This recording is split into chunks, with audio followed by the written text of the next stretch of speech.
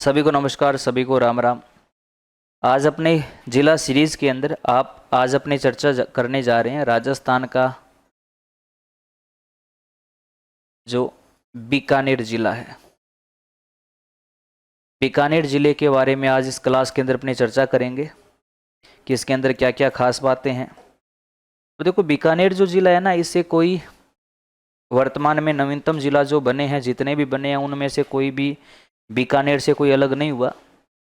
अनूपगढ़ में हालांकि पहले 2 तहसीलों को शामिल किया गया था, लेकिन बाद में उनको पुनः बीकानेर में शामिल कर दिया।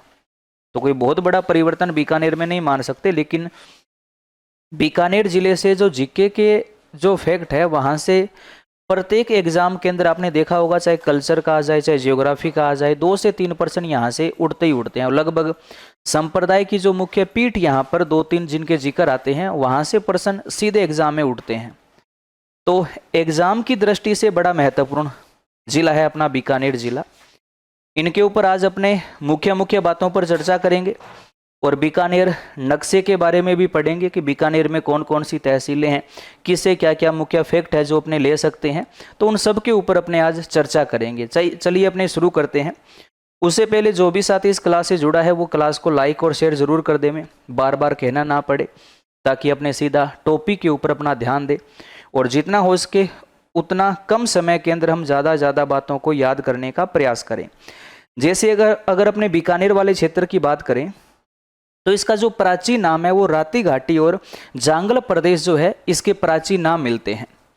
कि बीकानेर वाले क्षेत्र के प्राचीन नाम अगर अपने कहें तो प्राचीन काल में इसको राती घाटी के नाम से इस वाले क्षेत्र को जाना जाता था। इसी को जांगल प्रदेश के नाम से भी जाना जाता था और इसी को जांगलू प्रदेश के नाम से भी इस वाले क्षेत्र को जाना जाता था। राती घाटी है, जांगल प्रदेश है, जांगलू प्रदेश है ना। इसके अलावा अगर अपने कुरु जांगला बोले तो वो भी बीकानेर का ही प्राचीन नाम था। पढ़ा होगा आपने कुरु जांगला, कुरु जांगला, ये बीकानेर के प्राचीन नाम मिलते हैं। अब अगर अपने बीकानेर को कोई भी उपनाम देना चाहें कि बीकानेर जिले का उपनाम क्या कह सकते हैं, तो बीकानेर का उपनाम अपने कह सकते हैं इसको ऊन का घर कहा जाता है, या अपने कह सकते हैं इसको ऊन का बाजार या ऊन की मंडी। ऊन मंडी के उपनाम से किसको जाना जाता है, तो बीकानेर को जाना जाता है। यानी कि यहाँ पर अपने ये पढ़ते हैं कि एशिया की सबसे बड़ी ऊन की जो मंडी है वो बीकानेर में है, तो वो उसके उपनाम के अंदर शामिल हो जाता है। इसको ऊन का घर, ऊन का बाजार या ऊन मंडी के नाम से भी जाना जाता है। आप ये बता दो, बीकानेर का संस्थापक कौन था? तो जो बीकानेर में राठौड़ वंश का संस्थापक था राव बीका। राव बीका ने यहाँ पर बीकानेर शहर की स्थापना जो है वो लगभग 1488 ईस्वी के अंदर यहाँ पर बीकानेर शहर की इसने स्थापना करवाई थी। राव बीका जो है वो जांगल प्रदेश में राठौड़ वंश का संस्थापक भी माना जाता है।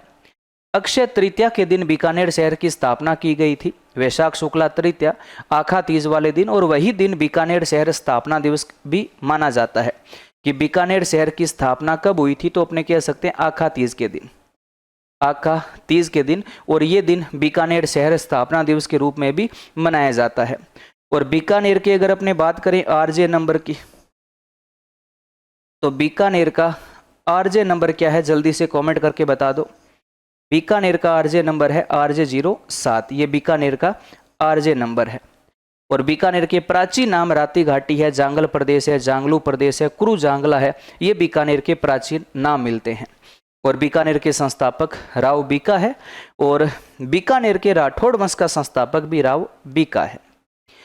अब अगर अपने बीकानेर की बात करें तो बीकानेर के अंदर बहुत सारे ऐतिहासिक स्थल है। जैसा कि आपको पता है, बीकानेर में जूनागढ़ दुर्ग है, पांडाशाह जैन मंदिर है, उसके अलावा यहाँ पर ऐतिहासिक संप्रदायों की मुख्य पीठ भी है। यहाँ पर बिश्नोई संप्रदाय स्थापित है, जसनाती संप्रदाय यहाँ पर स्थापित है, राम सनई संप्रदाय यहाँ पर स्थापित है। उसके अलावा यहाँ पर राजस्थान राज्य अभिलेखाकार जो अकादमी है वो बीकानेर में स्थापित है। हालांकि उसकी स्थापना जयपुर में हुई थी, लेकिन 1960 के अंदर उसको बीकानेर स्थानांतरित कर दिया गया। मूंगफली मंडी अपने यहाँ बीकानेर के अंदर है। जैतून के तेल का शोध संयंत्र अपना यहाँ बीकानेर के अंदर है। उसके अलावा खारे पानी की झील भी यहाँ पर है। और बीकानेर के अंदर वैसे कोई भी नदी नहीं बहती। पहले अपने पढ़ते थे कि ऐसा जिला जिसमें कोई नदी ना बहती हो तो बीकानेर चूरू थे। और हालांकि वर्तमान में ऐसे ज़िले और भी सामने आ रहे हैं। फलोदी ज़िले के अंदर भी प्रॉपर वहाँ की कोई नदी है नहीं, और भी बहुत सारे ज़िले आ जाएंगे। इसके अलावा 3 के अलावा कोई ज़िला और बनेगा, वो फैक्ट अपने जिला दर्शन वाली जो सीरीज़ है, जो अपना कोर्स है, उसके अंदर बहुत सारे जो फैक्ट है वो आपको बिल्कुल नए फैक्ट उस कोर्स के अंदर दिखने को मिलेंगे। चलो अपने शुरू करते हैं बीकानेर के बारे में। देखिएगा, ये आपका बीकानेर ज़िले का आपके सामने नक्शा है। ठीक, चलो बीकानेर में कहाँ कहाँ पर कौन सी तहसील है, क्या क्या फैक्ट है, उन सब के बारे में अपने चर्चा करेंगे। देखिएगा, नक्शा दिखाई दे रहा होगा। चलो एक बार मैं जूम कर लेता हूँ ताकि आपको थोड़ा सा क्लियर दिखाई दे। देखिएगा, यहाँ पर जो मेन लोकेशन है वो अपने मेन जिले की है, बीकानेर की। लगभग सेंटर के अंदर यहाँ पर अपना बीकानेर जो शहर है वो मुख्य बसा हुआ है। और बीकानेर अपने इसको तहसील भी मान सकते हैं। और आसपास में इसकी जो मुख्य तहसीलें हैं वो है। कौन सी कहाँ पर तहसील है उसके बारे में अपने पढ़ेंगे। समझते रहिएगा, याद करते रहिएगा और कोशिश करना साथ साथ में समझने की। जैसे अगर अपने बीकानेर की बात करें तो बीकानेर के पास में यहाँ पर आती है छत्तरगढ़ तहसील, जिसको पहले हालांकि अनूपगढ़ में शामिल किया गया था, लेकिन बाद में इसको वापस बीकानेर में मिला दिया गया था। ये छत्तरगढ़ तहसील वर्तमान में, याद रखिएगा, बीकानेर जिले की है। छत्तरगढ़ को, और एक चर्चा में रहा था खाजूवाला, है ना, दोनों को बीकानेर में ऐड किया गया था, लेकिन अनूपगढ़ में, लेकिन वापस बीकानेर में मिला दिया गया। और यहाँ पर बीकानेर जिले की तहसील आती है पुगल तहसील, है ना, भेड़ की नस्ल के लिए फेमस है पुगल, अगर आपको याद हो। पुगल के पास में ही यहाँ पर पड़ता है बज्जू, और बज्जू के पास में पड़ता है कोलायत। ठीक, बीकानेर, छत्तरगढ़, पुगल, खाजूवाला, बज्जू, कोलायत, और कोलायत के ठीक पास में है यहाँ पर नोखा, और नोखा के पास में यहाँ पर पड़ता है श्री डूंगरगढ़ है। और यहाँ पर आता है लूणकरंसर। ये बीकानेर जिले की मुख्य तहसीलें हैं। ठीक है, नक्शे के अंदर जो इनकी लोकेशन है उसको एक थोड़ा सा अंदाज़ा अपने दिमाग में सेट करो, ताकि जो फैक्ट है, इनकी जो धरातलीय विशेषताएं हैं वो थोड़ा सा समझना आसान हो जाए। सेंटर में बीकानेर है। ठीक है, बीकानेर के बिल्कुल ऊपर छत्तरगढ़ है, छत्तरगढ़, फिर पुगल है, फिर खाजूवाला है, बज्जू है, कोलायत है, नोखा, श्री डूंगरगढ़ है, और बाद में उधर लूणकरंसर है। ये बीकानेर जिले की मुख्य तहसीलें हैं। अब इसके अंदर क्या क्या जीके के फैक्ट है उनको अपने लेते हैं। देखिएगा, समझिएगा। ठीक है, अब मेन जीके के फैक्ट जो है उनके ऊपर ध्यान दीजिएगा, और साथ साथ में उनको याद करने का प्रयास कीजिएगा।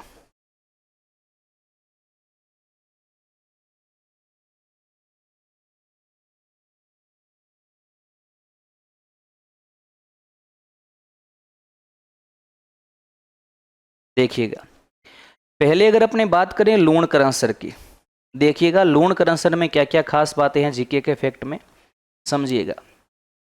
लूणकरंसर के अंदर एक तो आपको पता ना, यहाँ पर खारे पानी की झील है, खारे पानी की झील है, जिसका नाम क्या है, लूणकरंसर झील। लूणकरंसर झील है जो खारे पानी की झील लूणकरंसर के अंदर है। और लूणकरंसर वाला जो क्षेत्र है ये मूंगफली उत्पादन में अग्रणी स्थान पर है। और अपने राजस्थान के अंदर मूंगफली की जो मंडी है वो भी बीकानेर के लूणकरणसर कस्बे के अंदर है। और मूंगफली के कारण ये अग्रणी स्थान पर है, इसीलिए इसको क्या कहा जाता है, राजस्थान का राजकोट कहा जाता है। राजस्थान का राजकोट किसको कहा जाता है, लूणकरणसर को। और लूणकरणसर के अंदर ये आपको पता है, ये मुख्य फैक्टर ढंग से याद रखना, जैतून तेल शोध संयंत्र, जैतून के तेल का शोध संयंत्र कहाँ पर है, लूणकरणसर के अंदर है, जिसकी स्थापना यहाँ पर 2014 को हुई थी। जैतून के तेल का शोध संयंत्र कहाँ पर है, लूणकरणसर में है, यानी कि जैतून के तेल की रिफाइनरी है। देखिएगा, लूणकरणसर में खारे पानी की झील लूणकरणसर झील है, जो उत्तरी राजस्थान के अंदर स्थित एकमात्र खारे पानी की झील मानी जाती है, जिसके नमक को वर्तमान में राजस्थान सरकार ने खाने के अयोग्य घोषित कर दिया है, प्रदूषित पानी की मात्रा ज़्यादा होने के कारण। मूंगफली उत्पादन में अग्रणी स्थान पर लूणकरणसर है, तो इसको राजस्थान का राजकोट कहा जाता है। और मूंगफली मंडी भी लूणकरणसर बीकानेर के अंदर है। लूणकरणसर के अंदर ही जैतून तेल शोध संयंत्र है, जैतून के तेल की रिफाइनरी है, जिसकी स्थापना कब की है, 2014 की है। ये मेन लूणकरणसर के बारे में है। उसके बाद आगे चलिएगा, देखिएगा, अगर अपने बज्जू की बात करें तो बीकानेर में जो बज्जू है, यहाँ पर वन्यजीव क्षेत्र फैला हुआ है, जिसको अपने बज्जू आखेट निषिद्ध क्षेत्र के नाम से जानते हैं। जो बज्जू जो आखेट निषिद्ध क्षेत्र है वो बज्जू तहसील में आता है, बीकानेर की तहसील है। हालांकि बीकानेर जिले के अंदर 5 आखेट निषिद्ध क्षेत्र है, दी यात्रा है, मुकाम है, देशनोक है, बज्जू है और जोहड़बीड़ है। ये बीकानेर के मुख्य आखेट निषिद्ध क्षेत्र है। लगभग बाकी जो आखेट है वो जैसे एक मुकाम के अंदर भी है, वैष्णव मुकाम है, नोखा तहसील में पड़ता है, देशनोक के अंदर है, बीकानेर के अंदर है, यहीं पर जोहड़बीड़ है, वो आखेट भी बीकानेर वाले क्षेत्र में ही आता है। और बज्जू जो आखेट है वो बज्जू तहसील के अंतर्गत पड़ता है। तो यहाँ पर आखेट के अंदर जो है इस बज्जू का जो नाम है वो लिया जाता है। उसके बाद अगर अपने बात करें नोखा तहसील की, नोखा में क्या है, तो नोखा के अंदर बिश्नोई संप्रदाय के संस्थापक, बिश्नोई संप्रदाय के संस्थापक जाम्बोजी, जाम्बोजी का मेन समाधि स्थल नोखा तहसील में है। कहाँ पर है ये, मुकाम के अंदर है। जो बिश्नोई संप्रदाय की मुख्य पीठ अपने कह सकते हैं, जाम्बोजी का यहाँ पर समाधि स्थल है नोखा तहसील के मुकाम के अंदर, जहाँ पर फाल्गुन और आश्विन अमावस्या को साल में 2 बार यहाँ पर मेला लगता है। तो बिश्नोई संप्रदाय की जो मुख्य पीठ है वो बीकानेर की कौन सी तहसील में है, नोखा तहसील में। नोखा तहसील में कहाँ पर है, तो मुकाम के अंदर है, जहाँ पर वर्ष में 2 बार मेला लगता है। कब कब लगता है, तो याद रखिएगा, यहाँ पर आश्विन और फाल्गुन, आश्विन और फाल्गुन अमावस्या को वर्ष में 2 बार यहाँ पर विशाल मेला लगता है।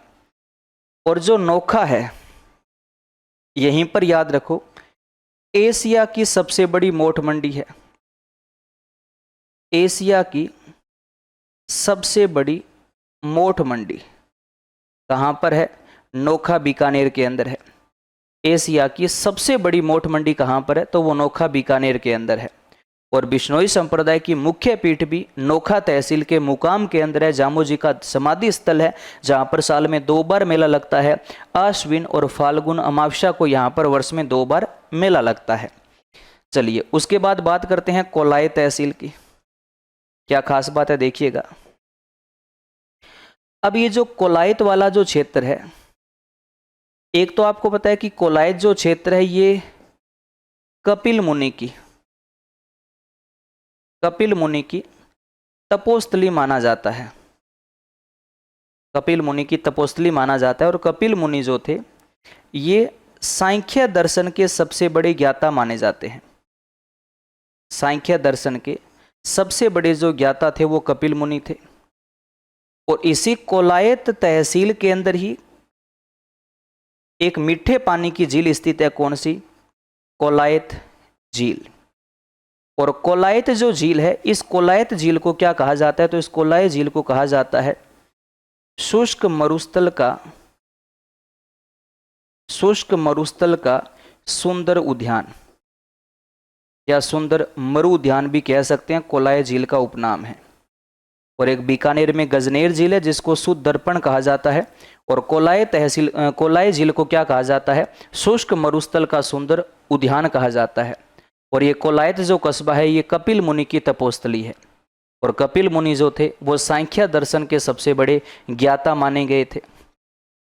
और जो कोलायत है, इस कोलायत के अंदर ऐतिहासिक मेला कब लगता है? बताओ कमेंट करके। जब पुष्कर झील पर मेला लगता है, कब? कार्तिक पूर्णिमा को। कार्तिक पूर्णिमा को यहाँ पर ऐतिहासिक जो है मेला लगता है। कहाँ पर? कोलायत के अंदर। और इसी कोलायत को कपिल मुनि की तपोस्थली के नाम से भी जाना जाता है। उसके बाद अगर अपने बात करें पुग्गल तहसील की, देखिएगा पुग्गल में क्या है। पुग्गल जो है इसी कस्बे से एक भेड़ की नस्ल की उत्पत्ति मानी जाती है।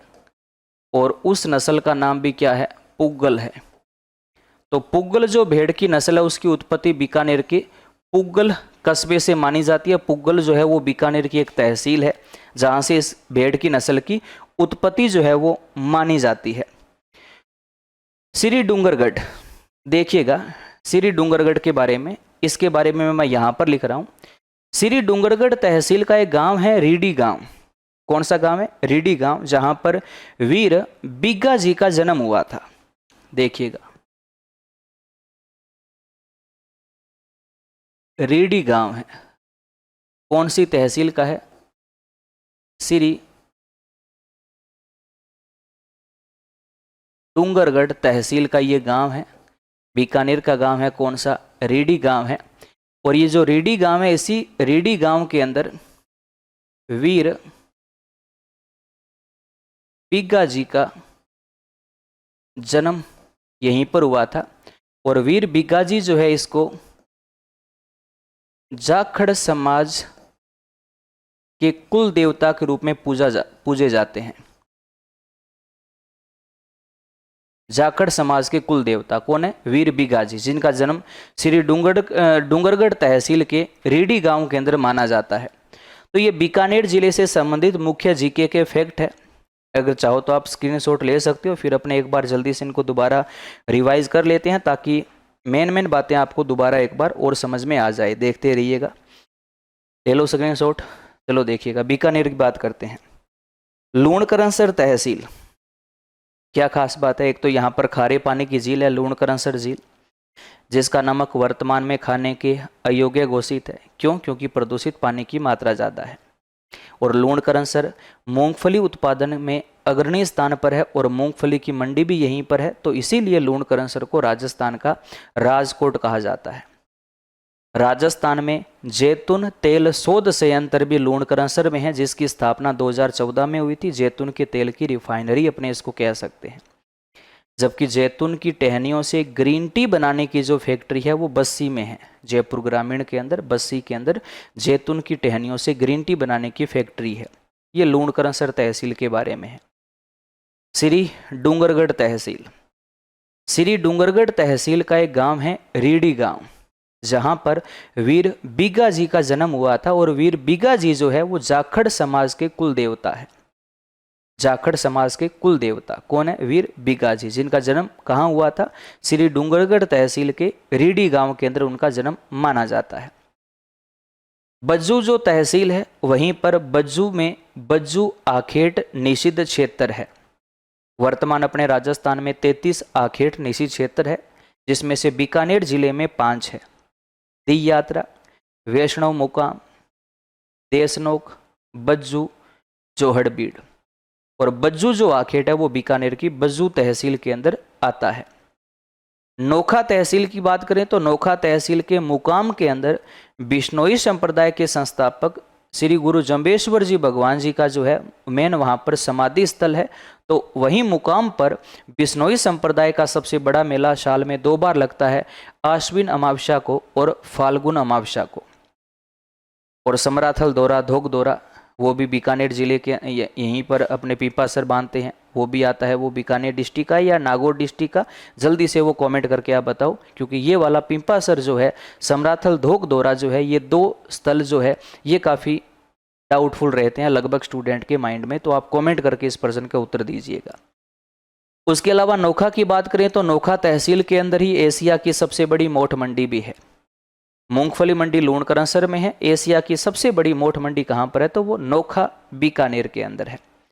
इसके अलावा पुगल में भेड़ की नस्ल पुगल की उत्पत्ति मानी जाती है। और अगर कोलायत की बात करें तो कोलायत कपिल मुनि की तपोस्थली रहा है, और कपिल मुनि जो थे वो सांख्य दर्शन के सबसे बड़े ज्ञाता माने जाते हैं। यहीं पर कोलायत झील भी है, और कोलायत झील को शुष्क मरुस्थल का सुंदर उद्यान कहा जाता है। वहीं बीकानेर में जो गजनेर झील है उसको शुद्ध दर्पण कहा जाता है। और कोलायत झील पर प्रति वर्ष जो मेला लगता है वो कार्तिक पूर्णिमा को लगता है। पुष्कर झील के ऊपर भी मेला कार्तिक पूर्णिमा को लगता है। हालांकि कोलायत झील पर भी पुष्कर की तरह 52 घाट बने हुए हैं, लेकिन सबसे ज्यादा घाट वाली झील मानी पुष्कर जाती है। और कोलायत झील में याद रखिएगा, अपने राजस्थान की सबसे प्राचीन जो दीपदान परंपरा है वो भी कोलायत झील के अंदर है। जो कोलायत झील है, इसी झील के अंदर अपने राजस्थान में सबसे प्राचीन दीपदान परंपरा, सबसे प्राचीन जो दीपदान की परंपरा है वो कहाँ पर है, तो कोलायत बीकानेर के अंदर है। और सबसे बड़ी जो दीपदान की परंपरा है वो पुष्कर झील अजमेर में है, क्योंकि दीपदान की परंपरा मेन दो ही झीलों पर है, कोलायत पर और पुष्कर झील पर। और दोनों झीलों पर मेला भी एक ही दिन लगता है, कार्तिक पूर्णिमा को।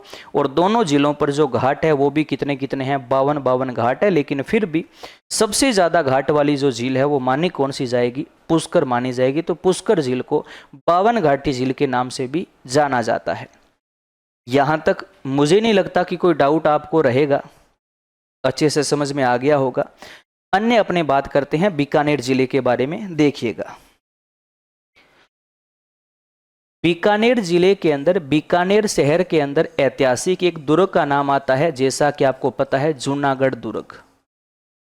जूनागढ़ दुर्ग कहां पर है, बीकानेर के अंदर है। आप कमेंट करके मेरे को ये बताओ कि राजस्थान में जूना महल किस जिले में है। जूनागढ़ दुर्ग बीकानेर में है, तो जूना महल किस जिले में है, ये आप कमेंट करके बताओ। जूनागढ़ दुर्ग के बारे में कहा जाता है कि जूनागढ़ दुर्ग का जो निर्माण है, जूनागढ़ दुर्ग का निर्माण बीकानेर के शासक महाराजा राय सिंह ने करवाया था। 1589 से लेकर 1594 के बीच में जूनागढ़ दुर्ग का निर्माण करवाया गया था। और जूनागढ़ दुर्ग का जो निर्माण है वो राय सिंह ने अपने प्रधानमंत्री करमचंद की देखरेख में करवाया था। राय सिंह का प्रधानमंत्री था करमचंद, इसी के देखरेख के अंदर जो है जूनागढ़ दुर्ग का निर्माण करवाया गया था। और कब करवाया गया, 1589 से 94 के बीच में।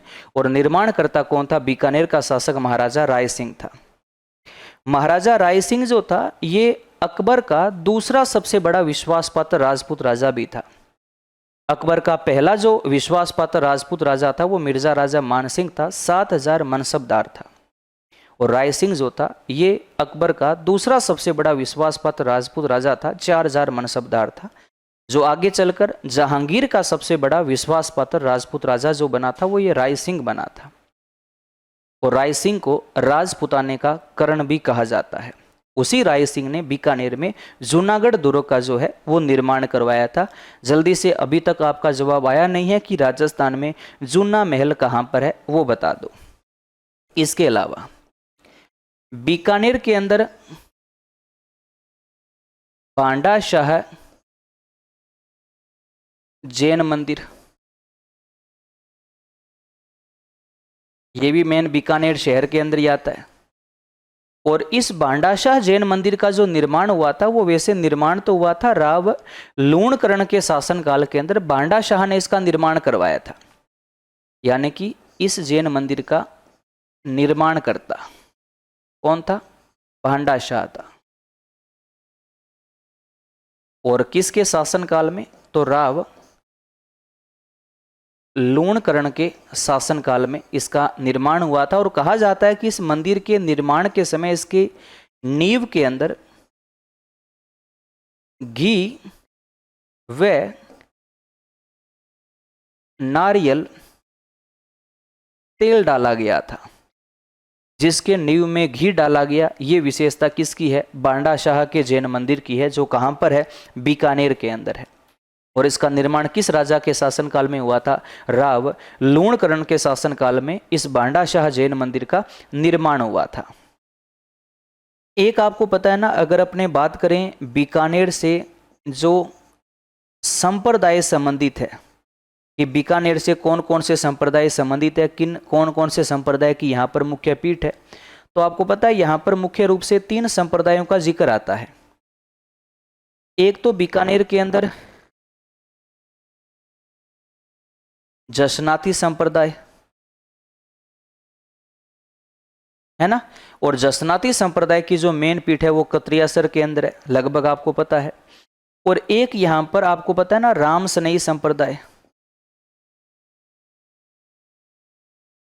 राम सनई संप्रदाय। और एक यहां पर आता है बिश्नोई संप्रदाय।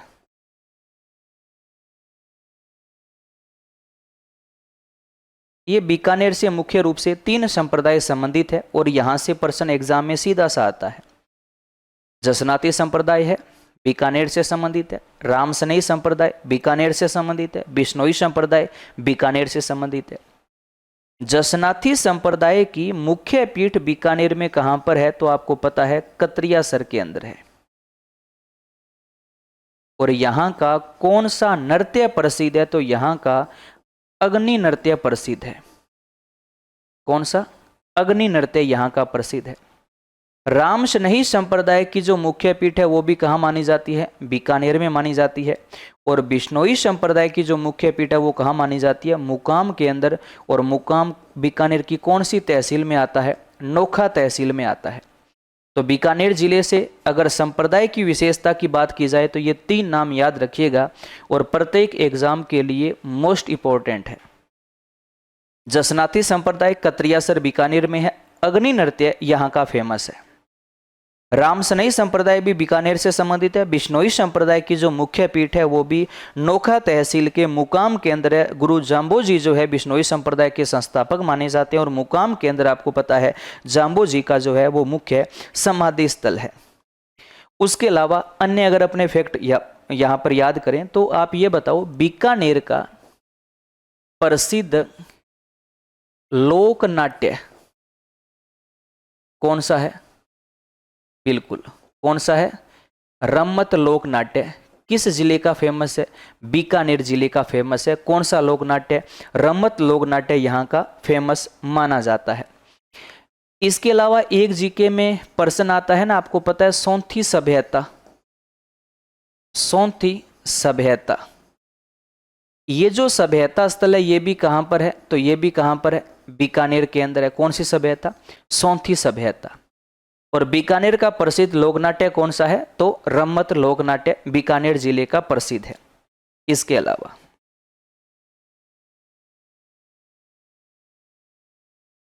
बीकानेर प्रजा मंडल के संस्थापक कौन थे? मग्घाराम वैद्य बीकानेर प्रजामंडल के संस्थापक थे। 1936 के अंदर जो है बीकानेर प्रजामंडल की स्थापना हुई थी। और आपको ये पता है कि बीकानेर प्रजामंडल की स्थापना अपने राजस्थान में नहीं हुई थी, कहाँ हुई थी? कोलकाता में हुई थी। और इनके संस्थापक कौन थे? मग्घाराम वैद्य थे। 1857 की क्रांति के समय, 1857 की क्रांति के समय बीकानेर के शासक कौन थे? तो महाराजा सरदार सिंह थे। महाराजा सरदार सिंह।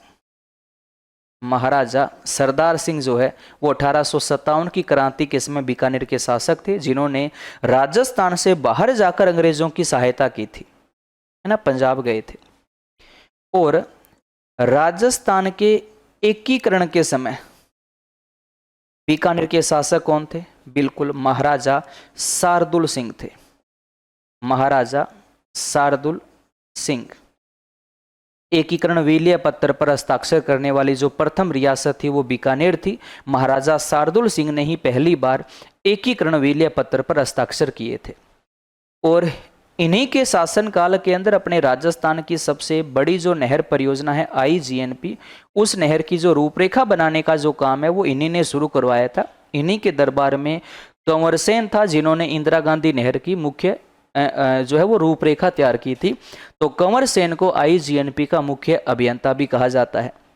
IGNP का फैक्ट भी बीकानेर जिले से बड़ा काम का है, उसके बारे में भी अपने को बीकानेर जिले में पढ़ना होता है।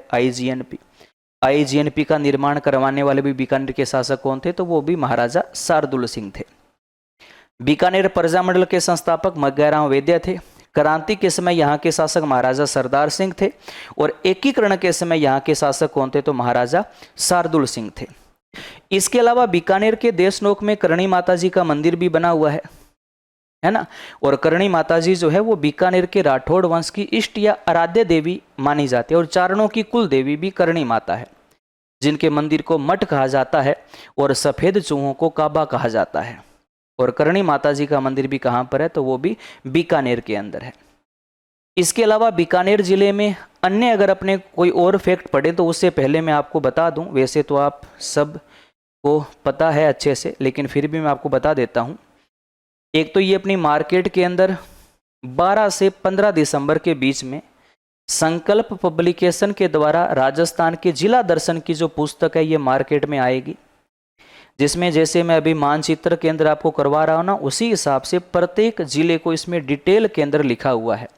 डायग्राम के माध्यम से, मानचित्र के माध्यम से प्रत्येक जिले को जो है वो मेरे द्वारा लिखी गई पुस्तक है, जो 12 से 15 दिसंबर के बीच में ये पुस्तक आ जाएगी। संजय जी के मार्गदर्शन में इस पुस्तक को पूरा तैयार किया हुआ है। और इस पुस्तक को लेने के बाद फ़ायदा क्या होगा? देखो, जीके की किताब तो आपके पास बहुत है, जियोग्राफी की किताब होगी आपके पास में, कल्चर की किताब होगी, हिस्ट्री की किताब होगी, राजस्थान जीके की कंप्लीट आपके पास में किताब होगी। तो आप इस पुस्तक के पैसे क्यों लगाएं? ये भी बहुत बड़ी बात है। तो देखो, इसका सबसे बड़ा फ़ायदा क्या है? सबसे बड़ा फ़ायदा है कि हमारे सबके सामने एक बहुत बड़ी समस्या अब ये उत्पन्न हो गई नए ज़िले बनने के बाद, कि ये हमें समझ नहीं आ रहा कि जैसे मान लो सलूम्बर उदयपुर से अलग हुआ, तो सलूम्बर जिले में उदयपुर से क्या क्या चला गया। शाहपुरा भीलवाड़ा से अलग हुआ, तो भीलवाड़ा से क्या क्या शाहपुरा में चला गया। ब्यावर केकड़ी में अजमेर से क्या क्या आ गया। गंगापुर सिटी में सवाई माधोपुर करौली जिले से क्या क्या चला गया। डीग में भरतपुर से क्या क्या चला गया। दुद्दू में, कोटपुतली बहरोड में, खेरथल तिजारा में, क्योंकि पूर्वी राजस्थान के ज़िले तो बहुत बड़े औद्योगिक क्षेत्र के ज़िले हैं और वहाँ पर तो जीके में बहुत सारे फैक्ट है, जितने पढ़े उतने ही कम है। तो ये वाले जो डाउट है ना, वो आपके ये पुस्तक दूर करेगी, इस चीज़ की गारंटी है कि जो जीके के बड़े मेन पॉइंट है। अब देखो, इस पुस्तक की क्या खास बात है। इस पुस्तक के अंदर वैसे भी कोई प्रत्येक बात को वैसे नहीं लिखा हुआ। जैसे पहले जिले का सामान्य परिचय लिखा हुआ है, उसके बाद उस जिले की जियोग्राफी शुरू होगी, जो भूगोल के फैक्ट है वो आएंगे। जियोग्राफी के बाद में उस जिले की कला संस्कृति के फैक्ट आएंगे, उसके बाद में उसके इतिहास के फैक्ट आएंगे, उसके बाद में अन्य महत्वपूर्ण तथ्य के अंदर आएंगे। उस जिले से अगर कोई मुख्य व्यक्तित्व संबंधित है, करंट में अगर कोई वहाँ से मुख्य कोई शोध हुआ है या कोई मुख्य संस्था वहाँ पर स्थापित हुई है या अन्य वहाँ पर कोई अनुसंधान केंद्र है, तो वो क्या चीज़ है। यानी कि एक व्यवस्थित रूप से ये पूरी पुस्तक जो है वो लिखी गई है। जो कोई भी कंपटीशन की तैयारी कर रहे हो राजस्थान के अंदर, तो उसके अंदर आपके ये पुस्तक बड़ी काम आने वाली है।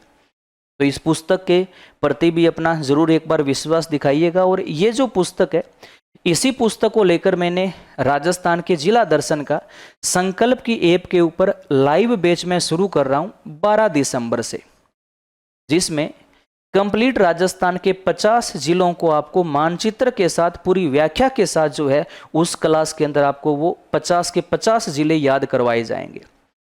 यानी कि इस बैच के अंदर आपको जियोग्राफी, कल्चर, हिस्ट्री, करंट और अन्य जो फैक्ट है वो सारे एक व्यवस्थित रूप में क्रम के अंदर आपको इसमें बैच में पढ़ने को मिलेंगे। लगभग ये मान लो 2 से 2.5 महीने का ये बैच रहेगा।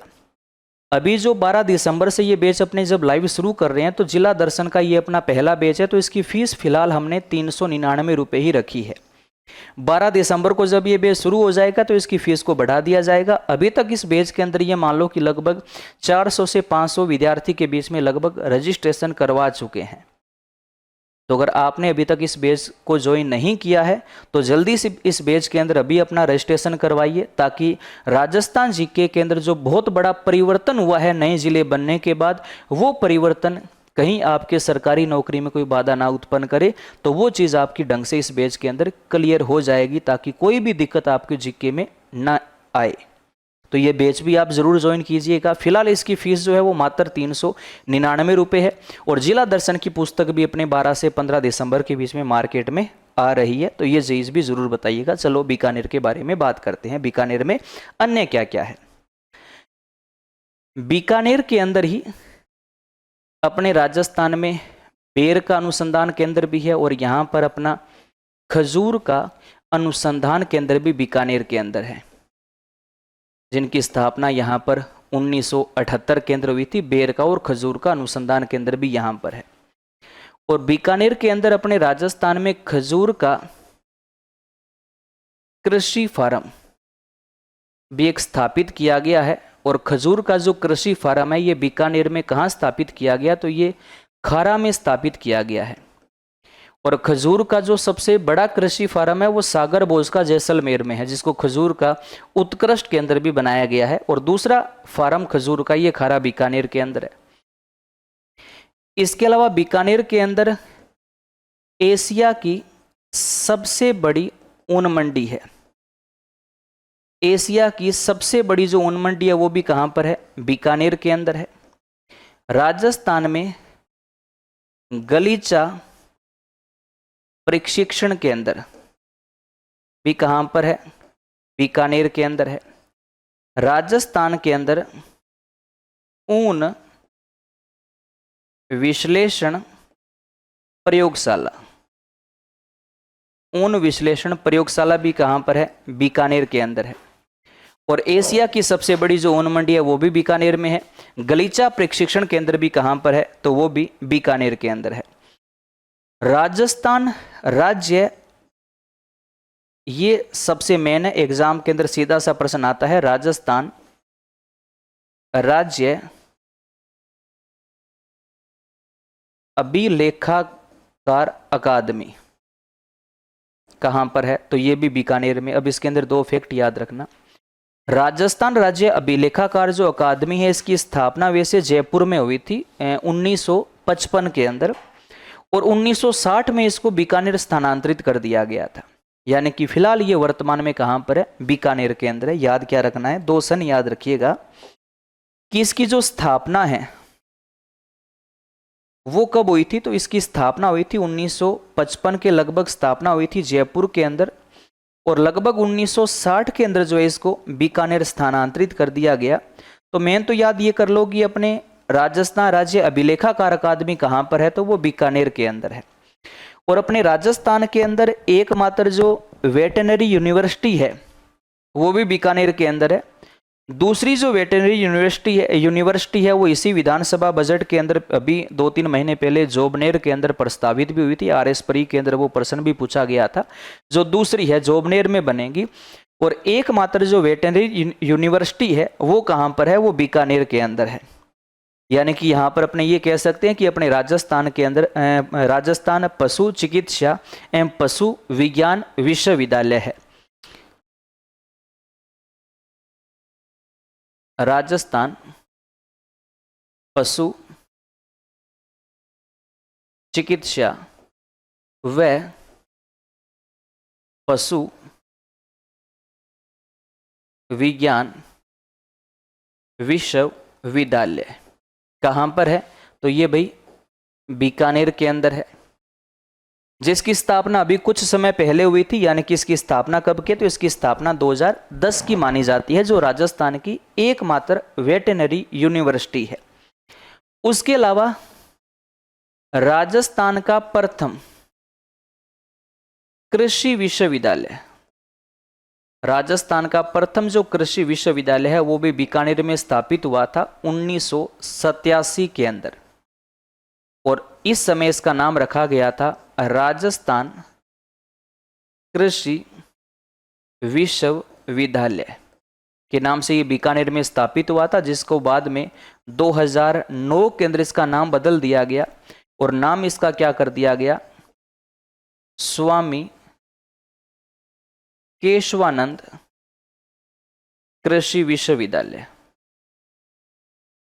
स्वामी केशवानंद कृषि विश्वविद्यालय, और इसका नाम कब कर दिया, 2009 में। और ये वाला जो विश्वविद्यालय ये अपने राजस्थान का सबसे बड़ा कृषि विश्वविद्यालय है, और बीकानेर वाली जो वेटरनरी यूनिवर्सिटी है उसका संचालन भी यही करवाता है।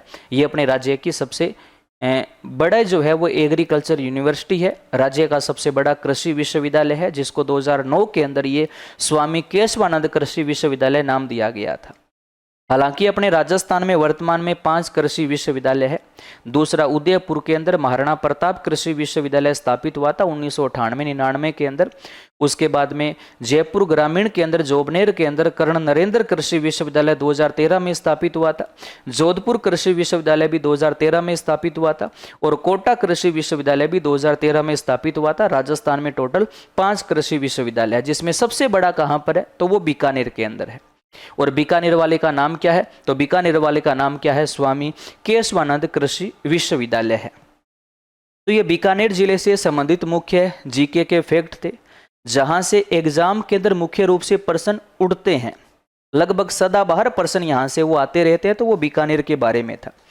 तो अगर आप ये क्लास पूरी आपने देखी है तो उम्मीद है आपको ये अच्छे से समझ आए होंगे। और क्लास के बाद में मेन कमेंट बॉक्स में ज़रूर बताया करो कि आपको ये क्लास कैसी लगी है।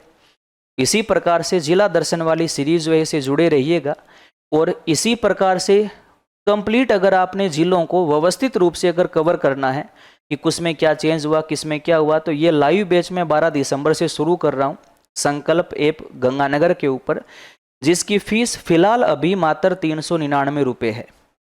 यानी कि 400 रुपये के अंदर आपको राजस्थान जी के पूरा नवीनतम 50 जिलों के साथ पढ़ने को मिलेगा, वो भी व्यवस्थित रूप से प्रत्येक डिस्ट्रिक्ट वाइज।